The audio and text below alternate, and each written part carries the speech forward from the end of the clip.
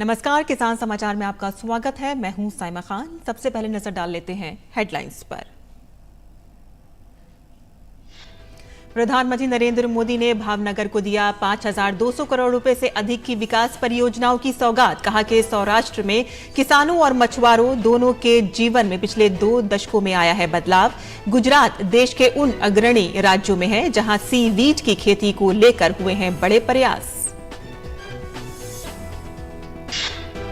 केंद्रीय कृषि मंत्री नरेंद्र सिंह तोमर ने इंडोनेशिया के बाली में प्रवासी भारतीयों से की मुलाकात। कहा कि पीएम किसान फसल बीमा, जैविक खेती, प्राकृतिक खेती जैसे कृषि कार्यक्रमों ने बदल दिया है किसानों के जीवन। पीएम मोदी के नेतृत्व में व्यापार और कल्याण के लिए इकोसिस्टम में आया है बदलाव।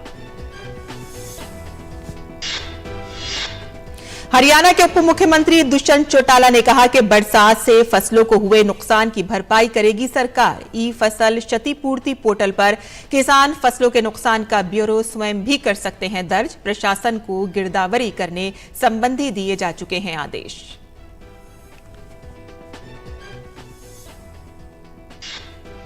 हरियाणा में खेती में हुई क्रांतिकारी बदलाव की शुरुआत। करनाल के महाराणा प्रताप बागवानी विश्वविद्यालय में खुला प्रदेश का पहला ड्रोन स्कूल। अब किसान और युवा भी बनेंगे ड्रोन पायलट। केंद्र से मिले 2 ड्रोन का उपयोग खेती में कैसे हो, इसका प्रशिक्षण देगी बागवानी विश्वविद्यालय।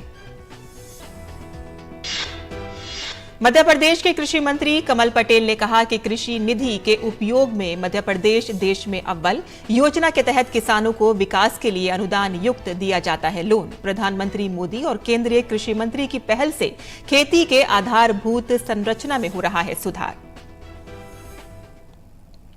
और अब समाचार विस्तार से, जहां प्रधानमंत्री नरेंद्र मोदी ने बृहस्पतिवार को गुजरात के भावनगर को दिया 5,200 करोड़ रुपए से अधिक की विकास परियोजनाओं की सौगात। इस अवसर पर प्रधानमंत्री नरेंद्र मोदी ने कहा कि मछुआरे भाई बहनों की मदद के लिए सरकार ने फिशिंग हार्बर्स बनवाए, फिशिंग लैंडिंग सेंटर और फिशिंग प्रोसेसिंग को भी बढ़ावा दिया गया। हमारे मछुआरे भाई बहनों की मदद के लिए हमने फिशिंग हार्बर्स बनवाए, फिश लैंडिंग सेंटर्स और फिश प्रोसेसिंग को भी बढ़ावा दिया। फिशिंग हार्बर का जो मजबूत नेटवर्क हमने तैयार किया है, उसका भी निरंतर विस्तार किया जा रहा है, उसका आधुनिकीकरण किया जा रहा है। गुजरात के तटीय क्षेत्र में मैंग्रोव के जंगलों का विकास करके हमने कोस्टल इकोसिस्टम को और सुरक्षित बनाया है और मजबूत बनाया है। और उस समय भारत सरकार में जो मंत्री हुआ करते थे, उन्होंने एक बार कहा था कि हिंदुस्तान के तटीय राज्यों को गुजरात से मैंग्रोव का विकास कैसे हो सकता है, ये सीखना चाहिए। ये काम आप सबके सहयोग से गुजरात में हुआ है। पीएम मोदी ने कहा कि एक्वा कल्चर को भी निरंतर बढ़ावा दिया। गुजरात देश के उन अग्रणी राज्यों में है जहां सी वीट की खेती को लेकर बड़े प्रयास हुए हैं। आज गुजरात की कोस्ट लाइन देश के आयात निर्यात में बहुत बड़ी भूमिका निभाने के साथ ही लाखों लोगों को रोजगार का माध्यम भी बनी है। हमने एक्वा कल्चर को भी निरंतर बढ़ावा दिया। गुजरात देश के उन अग्रणी राज्यों में है जहां सीवीड की खेती को लेकर बड़े प्रयास हुए हैं। आज गुजरात की कोस्टलाइन देश के आयात निर्यात में बहुत बड़ी भूमिका निभाने के साथ ही लाखों लोगों को रोजगार का माध्यम भी बनी है। आज गुजरात की कोस्टलाइन रिन्यूएबल एनर्जी और हाइड्रोजन इकोसिस्टम उसका पर्याय बनकर के उभर रही है। हमने सौराष्ट्र को भी ऊर्जा का एक महत्वपूर्ण केंद्र बनाने का प्रयास किया है। गुजरात और देश की ऊर्जा, उसकी जो जरूरतें हैं, उसके लिए जो कुछ भी चाहिए आज ये क्षेत्र उसका बड़ा हब बन रहा है। पीएम मोदी ने कहा कि अब तो सौर ऊर्जा के भी अनेक प्रोजेक्ट इस क्षेत्र में लग रहे हैं।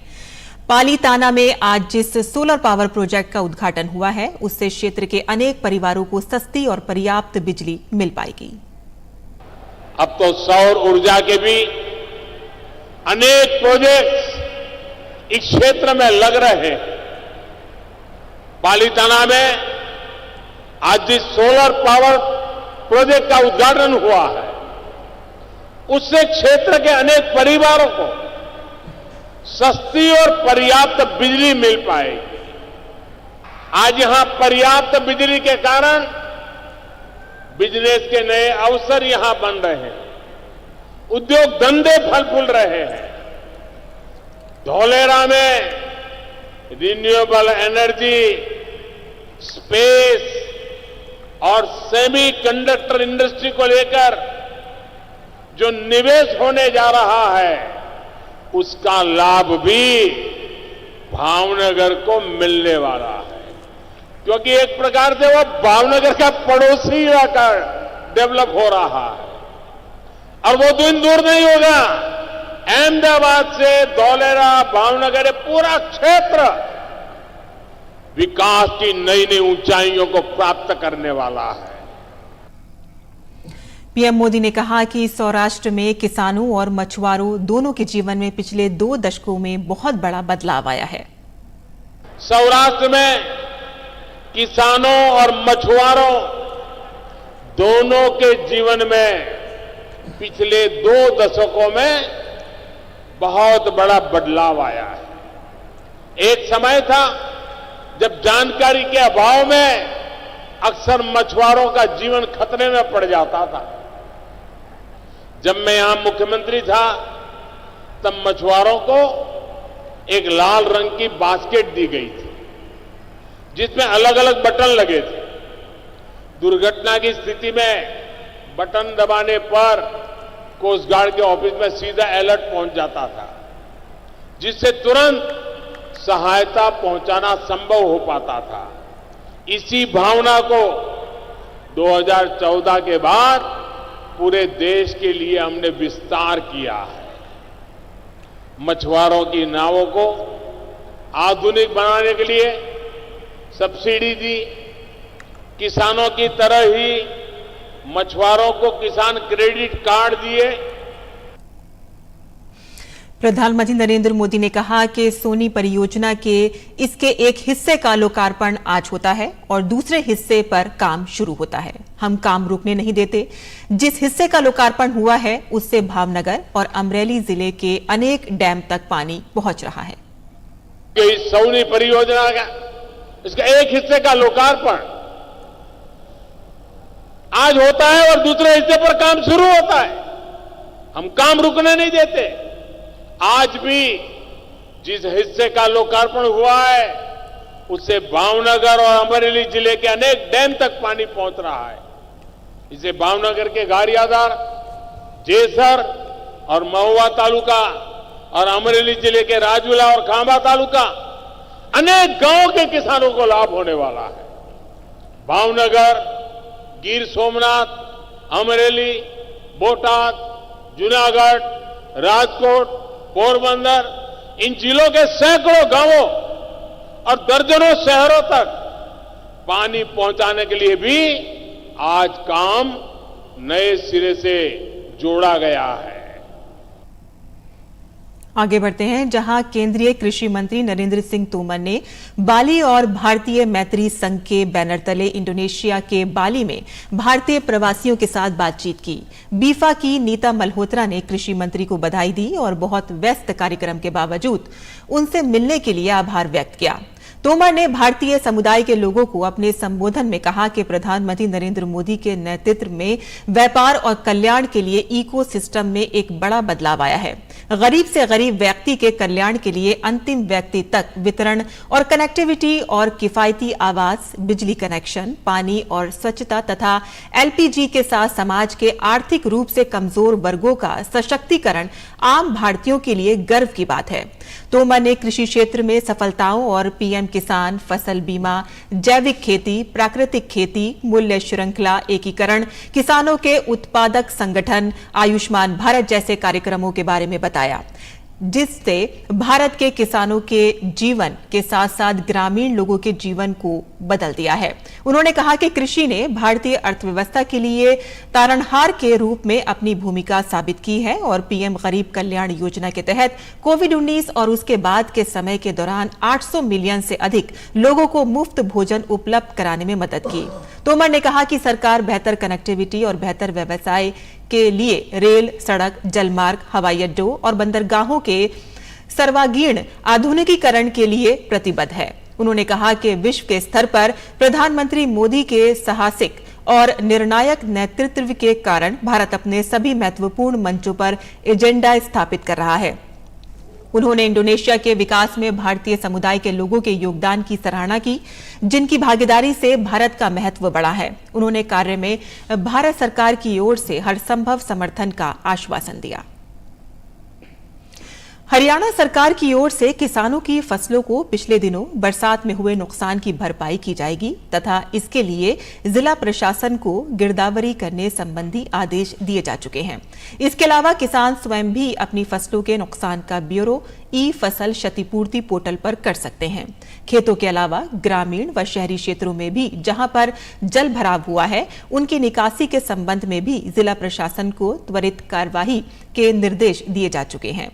वो गुरुवार को जिला सिरसा के गांव ताजिया खेड़ा में एक जनसभा को संबोधित कर रहे थे। इस दौरान उन्होंने उपस्थित लोगों की समस्याएं भी सुनी और संबंधित विभागों के अधिकारियों को उचित कार्यवाही करने के निर्देश भी दिए। उप मुख्यमंत्री ने कहा कि पिछले दिनों पूरे प्रदेश में हुई बारिश के कारण खेतों में पानी जमा हो गया है, इसलिए सिंचाई व राजस्व विभाग के अधिकारियों को खेती से पानी निकालने संबंधी आदेश दिए गए हैं ताकि खेतों में तैयार फसल को कोई नुकसान ना हो और जमा पानी के कारण रबी सीजन की फसलों की बुआई करने में भी देरी ना हो। उप मुख्यमंत्री ने कहा कि जिन किसानों ने मेरी फसल मेरा ब्यूरो पोर्टल पर फसल पंजीकरण करवाया हुआ है, वो ई फसल क्षतिपूर्ति पोर्टल पर सीधे ही फसलों को पहुंचे नुकसान की जानकारी स्वयं ही दर्ज कर सकते हैं। केंद्र की मोदी सरकार किसानों की आय को दोगुना करने की दिशा में लगातार प्रयास कर रही है। इसी कड़ी में खेती में नए नए कृषि यंत्रों का प्रयोग बढ़ता जा रहा है। इसमें अब ड्रोन का भी नाम शामिल हो गया है। ड्रोन की कृषि में उपयोगिता बढ़ाने को लेकर सरकार की ओर से लगातार प्रयास किए जा रहे हैं। इसके लिए किसानों और युवाओं को ड्रोन चलाने का प्रशिक्षण दिए जाने की योजना बनाई गई है। इसी क्रम में करनाल के महाराणा प्रताप बागवानी विश्वविद्यालय में प्रदेश का पहला ड्रोन स्कूल खोला गया है। इसमें युवाओं को ड्रोन चलाने का प्रशिक्षण दिया जाएगा। इसके लिए विश्वविद्यालय द्वारा केंद्र से 2 ड्रोन खरीदे गए हैं तथा कुछ नए ड्रोन और खरीदे जाएंगे। बागवानी विश्वविद्यालय के उप कुलपति प्रोफेसर समर सिंह ने इस संबंध में ड्रोन प्रशिक्षण के लिए केंद्र सरकार का आभार जताया है, जिन्होंने कहा कि इस केंद्र के प्रारंभ होने से किसानों का निश्चित ही कौशल विकास होगा, उन्हें बेहतर जानकारियां और बेहतर प्रशिक्षण मिलेगा, जिसका लाभ सभी को होगा। महाराणा प्रताप यूनिवर्सिटी एक पब्लिक सेक्टर में पहली यूनिवर्सिटी होगी सारे इंडिया में जो इस ड्रोन के पायलट तैयार करेगी और उनको लाइसेंस प्रोवाइड करेगी। आयोटेक के साथ हमने क्योंकि MOU साइन किया है, कुछ एक्सपर्ट शुरू में उनके होंगे, उसके बाद हमारे भी एक्सपर्ट होंगे और हमारे जितने भी एक्सपर्ट हम तैयार करेंगे फिर वो अपना बिजनेस भी कर सकते हैं। जो पायलट बनेंगे तैयार होंगे और उनको एक रोजगार मिलेगा। प्रोफेसर समर सिंह ने कहा कि इसका उद्देश्य उर्वरकों एवं कृषि रसायनों के छिड़काव के लिए कृषि ड्रोन की उपयोगिता को बढ़ावा देना है। इसकी एक तो दवाई की एफिशिएंसी इसमें बढ़ती है, स्प्रे एक सार होता है और जो भी हमारे टारगेटेड वीड हैं या इंसेक्ट पेस्ट है उन पर उसका कंट्रोल अच्छा होता है। इसमें पानी की मात्रा भी कम लगती है, 10 लीटर 1 एकड़ में चाहिए और ये दोनों तरह से अप्रोच हो जाता है। ये मैनुअल भी काम करता है और ऑटोमेटिक भी काम करता है। सबसे बड़ा फायदा इसमें यही होगा कि जो मैनुअल लेबर आज स्प्रे करते हैं उसका उतना फायदा नहीं हो पाता जितना उस दवाई का फायदा होना चाहिए और इसमें उस दवाई की 30% एफिशिएंसी बढ़ जाती है तो पैसा इसलिए बचता है। और दूसरा बात, जितना भी हम या एक खरपतवार को नष्ट करना चाहें या इंसेक्ट को नष्ट करना चाहें या किसी दवाई के अगेंस्ट है, तो वो अच्छी तरह से कंट्रोल हो जाता है। मध्य प्रदेश के कृषि मंत्री कमल पटेल ने कहा कि कृषि अवसंरचना निधि के उपयोग में मध्य प्रदेश देश में अव्वल नंबर पर है। इस योजना के तहत किसानों को अधोसंरचना विकास के लिए अनुदान युक्त लोन प्रदान किया जाता है। प्रधानमंत्री नरेंद्र मोदी और केंद्रीय कृषि मंत्री नरेंद्र सिंह तोमर की पहल के कारण खेती के लिए आधारभूत संरचना में उल्लेखनीय सुधार हो रहा है। कृषि मंत्री पटेल गुरुवार को अवसंरचना निधि के प्रचार प्रसार के लिए इंदौर में आयोजित राज्य स्तरीय कार्यशाला को वर्चुअली संबोधित कर रहे थे। पटेल ने बताया कि देश में कृषि अधोसंरचना में सुधार के क्रम को प्रोत्साहन एवं वित्तीय सहायता देने के उद्देश्य से एग्रीकल्चर इंफ्रास्ट्रक्चर फंड स्कीम का संचालन किया जा रहा है। इस उद्देश्य के मद्देनजर भारत सरकार द्वारा अधोसंरचना के लिए 1 लाख करोड़ रुपए का एग्रीकल्चर इंफ्रास्ट्रक्चर फंड की घोषणा की गई है, जिसमें से मध्य प्रदेश को 7,440 करोड़ रुपए से 12,000 करोड़ रुपए तक की वित्तीय सुविधा का आवंटन किया जाएगा। निधि के उपयोग में मध्य प्रदेश देश में अव्वल है। इस योजना के द्वारा जो भी कृषक, कृषि से जुड़ी उद्यमी, एफपीओज, स्टार्टअप, स्वयं सहायता समूह, पीएसी, जो भी लोग कृषि से जुड़े हैं एवं कृषि अधोसंरचना निर्माण हेतु बैंक से ऋण लेना चाहते हैं, उन्हें 2 करोड़ रुपए की सीमा तक ऋण पर 3% प्रति वर्ष की ब्याज छूट 7 वर्ष की अवधि के लिए उपलब्ध होगी। ये वित्तीय सहायता कोल्ड स्टोर एवं cold chain warehouse, silo, pack house, grading एवं पैकेजिंग यूनिट, लॉजिस्टिक सुविधा, ई मार्केटिंग, राइपनिंग चैम्बर, जैव उत्प्रेरक उत्पादन इकाई के निर्माण, स्मार्ट एवं प्रिसीशन फार्मिंग के लिए प्रदान की जा रही है। इस योजना में देश के सभी राज्यों में मध्य प्रदेश अग्रणी राज्य है।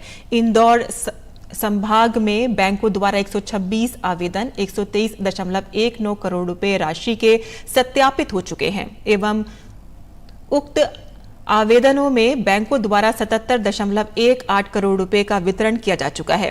यह योजना हमारे प्रदेश में कृषि अधोसंरचना को सुदृढ़ बनाने में एक महत्वपूर्ण भूमिका निभा रही है। उत्तर प्रदेश सरकार का प्राकृतिक खेती को बढ़ावा देने पर विशेष जोर है। इसको स्वयं समझने के लिए कृषि मंत्री सूर्य प्रताप शाही के नेतृत्व में 3 मंत्री हरियाणा के करनाल पहुंचे और गौ आधारित प्राकृतिक खेती का विस्तृत अध्ययन किया। इसके साथ ही किसानों से तकनीकी जानकारी ली। कृषि मंत्री सूर्य प्रताप शाही ने अधिकारियों, वैज्ञानिकों एवं किसानों से कहा कि पूरी तन्मयता के साथ आगामी रबी में इस विधा का प्रयोग लगभग 1 लाख हेक्टेयर क्षेत्र पर प्रदेश के भीतर आयोजित कराया जाए। गुरुकुल में गौ आधारित प्राकृतिक खेती का कार्यक्रम आचार्य देवव्रत, राज्यपाल गुजरात के नेतृत्व में विकसित किया गया है। प्रदेश के मंत्री परिषद एवं अधिकारी तथा किसानों के समूह ने कुरुक्षेत्र पर विकसित प्राकृतिक खेती, जीवामृत एवं घन जीवामृत का प्रयोग किया गया है। इसके प्रभाव को स्पष्टता से सभी ने स्वीकार किया। रोग रहित फसलें एवं अधिक उत्पादन प्राप्त होने की स्थिति का अवलोकन किसानों ने किया। कृषि मंत्री सूर्य प्रताप शाही ने उपस्थित अधिकारियों, वैज्ञानिकों एवं किसान भाइयों से अनुरोध किया है कि पूरी तन्मयता के साथ आगामी रबी में इस विधा का प्रयोग लगभग 1 लाख हेक्टेयर क्षेत्र पर प्रदेश के भीतर आयोजित कराया जाए। इसके साथ ही समय समय पर किसानों के दलों को गुरुकुल में लाकर उनकी आशंकाओं का समाधान कराकर इस विधा में प्रवीण कराया जाए, जिससे आगामी वर्षों में उत्तर प्रदेश में प्राकृतिक खेती का अभियान प्रत्येक विकास खंड में स्थापित हो जाए। कृषि मंत्री द्वारा मधुमक्खी पालन के उत्कृष्टता केंद्र धनतौली में का भी भ्रमण किया गया। साथ ही कृषि मंत्री द्वारा करनाल में स्थित कृषि गन्ना पशुपालन डेयरी के राष्ट्रीय संस्थानों यथा NDRI, IIWBR, NBAGR का भी भ्रमण करके वैज्ञानिकों से जानकारी ली गई। मध्य प्रदेश के राजस्व मंत्री गोविंद सिंह राजपूत ने गुरुवार को बताया कि राजस्व विभाग की सहायता से किसानों को ऋण प्रदान करने के उद्देश्य से बनाए गए किसान क्रेडिट कार्ड के एंड टू एंड कंप्यूटरीकरण की पद्धति लागू की गई। पद्धति के कंप्यूटरीकरण से केसीसी ऋण देने की प्रक्रिया को डिजिटल बनाया जाएगा, जो अधिक सुगम और किसानों के अनुकूल होगी। उन्होंने बताया कि हरदा जिले को पायलट प्रोजेक्ट के रूप में चुना गया था। पायलट प्रोजेक्ट के परिणामों और अनुभव के आधार पर इसे प्रदेश के अन्य जिलों में भी लागू किए जाने पर विचार किया जा रहा है। उन्होंने बताया कि इस पद्धति के लागू होने से किसानों को क्रेडिट कार्ड पर ऋण लेने के लिए बैंक शाखा में जाने एवं किसी प्रकार के दस्तावेज को जमा करने की जरूरत नहीं होगी। आवेदन ऑनलाइन ऐप से किए जा सकेंगे। साथ ही कृषि भूमि का सत्यापन भी ऑनलाइन हो जाता है। प्रकरण का अनुमोदन और संवितरण प्रक्रिया कुछ ही घंटों में पूरी होने से किसान त्वरित लोन प्राप्त कर सकते हैं। और अब बात करते हैं मौसमी खेती की और देखते हैं कि किसान इस मौसम में कैसे रखें अपने खेतों का ध्यान।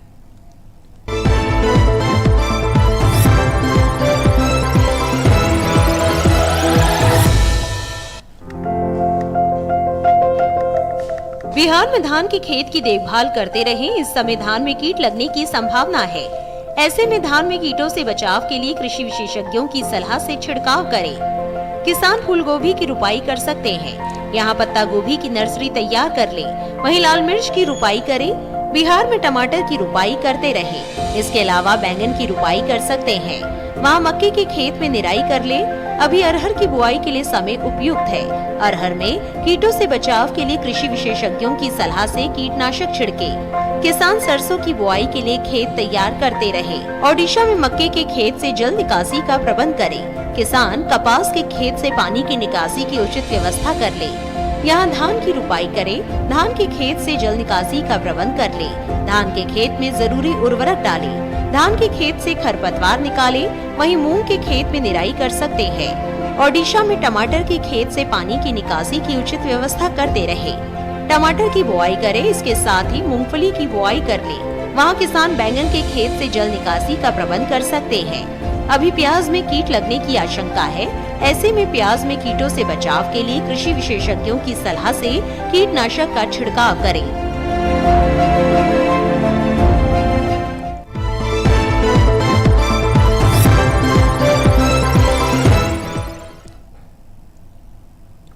और खेती किसानी से जुड़ी खबरों के बाद आइए अब नजर डाल लेते हैं खास खबरों पर। गुजरात दौरे के दूसरे दिन प्रधानमंत्री नरेंद्र मोदी ने गांधीनगर कैपिटल रेलवे स्टेशन से नई वंदे भारत ट्रेन को हरी झंडी दिखाकर रवाना किया। ये सेमी हाई स्पीड ट्रेन पूरी तरह से मेक इन इंडिया है। इसमें यात्रियों के इंफोटेनमेंट और सुरक्षा के व्यापक इंतजाम किए गए हैं। प्रधानमंत्री ने वंदे भारत एक्सप्रेस में गांधीनगर से कालूपुर रेलवे स्टेशन तक यात्रा भी की। प्रधानमंत्री के साथ गुजरात के राज्यपाल, मुख्यमंत्री और रेल मंत्री समेत तमाम गणमान्य लोगों ने ट्रेन में यात्रा की। इसके साथ ही इस यात्रा में पीएम के साथ विभिन्न क्षेत्रों के लोग, जिनमें रेलवे परिवार के लोग, महिला उद्यमी और युवा भी शामिल रहे। प्रधानमंत्री नरेंद्र मोदी ने अहमदाबाद मेट्रो परियोजना के पहले चरण का उद्घाटन किया। प्रधानमंत्री नरेंद्र मोदी ने कालूपुर मेट्रो स्टेशन पर मेट्रो ट्रेन को हरी झंडी दिखाकर अहमदाबाद को मेट्रो रेल की सौगात दी।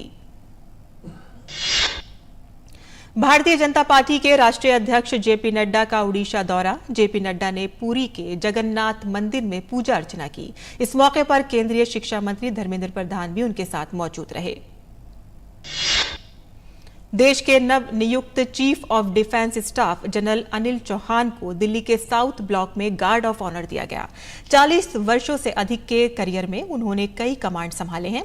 उन्हें जम्मू कश्मीर और उत्तर पूर्व भारत में आतंकवाद विरोधी अभियानों का व्यापक अनुभव है। जनरल बिपिन रावत की मौत के बाद से ही सीडीएस का सैन्य पद खाली था। जम्मू कश्मीर के बारामूला जिले में सुरक्षा बलों और आतंकियों के बीच मुठभेड़। सुरक्षा बलों ने मुठभेड़ में 2 आतंकियों को मार गिराया है। मारे गए दोनों आतंकवादी प्रतिबंधित आतंकी संगठन जैश-ए-मोहम्मद से जुड़े हुए थे। अंकिता भंडारी हत्याकांड मामले में उत्तराखंड की कोटद्वार कोर्ट ने पुलकिता आर्य समेत तीनों आरोपियों को 3 दिन की पुलिस हिरासत में भेज दिया है। गौरतलब है कि चीला पावर हाउस बिराज से एसडीआरएफ की टीम ने अंकिता का शव बरामद किया था। अंकिता की हत्या ऋषिकेश में 18 सितंबर की रात पुलकित आर्य के 2 अन्य साथियों के साथ मिलकर कर दी थी। कोविड टीकाकरण अमृत महोत्सव अभियान का अंतिम दिन। स्वास्थ्य मंत्रालय की पात्र लाभार्थियों से नजदीकी सरकारी टीकाकरण केंद्रों पर जाकर निःशुल्क एहतियाती टीका लगवाने की अपील। 1 अक्टूबर से मुफ्त एहतियाती डोज की सुविधा खत्म हो जाएगी। और आरबीआई गवर्नर ने 3 दिन तक चली एमपीसी की बैठक के बाद रेपो रेट बढ़ाने का ऐलान किया है। आरबीआई ने रेपो रेट में 0.50% बढ़ोतरी का ऐलान किया है। अब आरबीआई की रेपो रेट 5.4% से बढ़ाकर 5.9% हो गई है। सरकार ने तीसरी तिमाही के लिए स्मॉल सेविंग स्कीम पर ब्याज दरों की घोषणा की है। सरकार ने कुछ लघु बचत योजनाओं पर ब्याज दरों में 0.3% तक की वृद्धि की है। 2 साल के टाइम डिपॉजिट पर ब्याज दर में 0.20% का इजाफा हुआ है। वहीं 3 साल के टाइम डिपॉजिट पर 0.30% का इजाफा हुआ है। किसान समाचार में आज के लिए बस इतना ही। अनुमति दें। नमस्कार।